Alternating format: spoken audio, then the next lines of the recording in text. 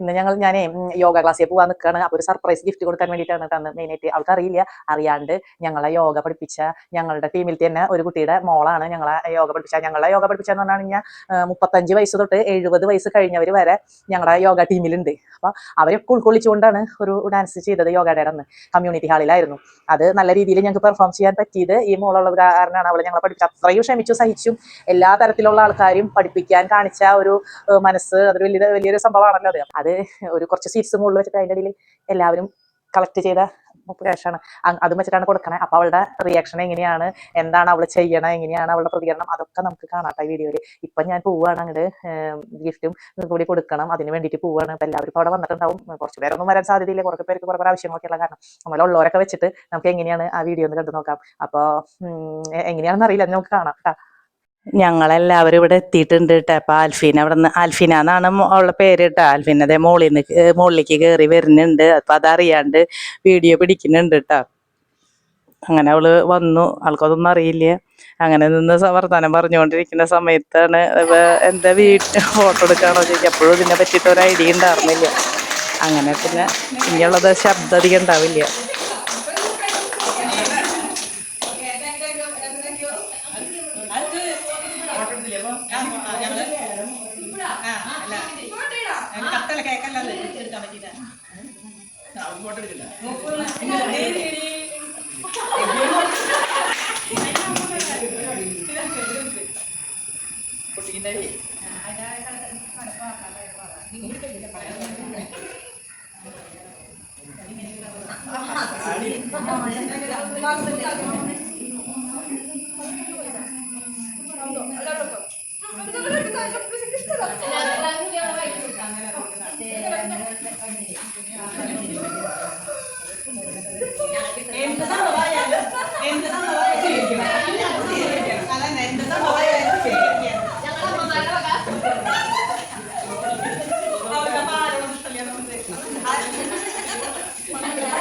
ചോദിക്കാൻ പോട്ടെ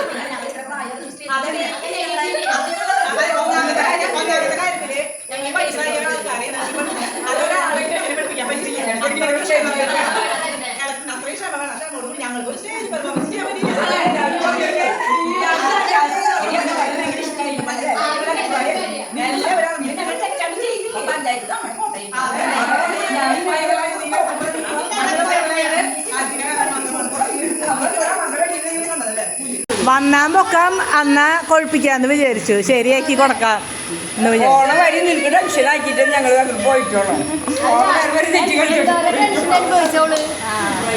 ടെൻഷന്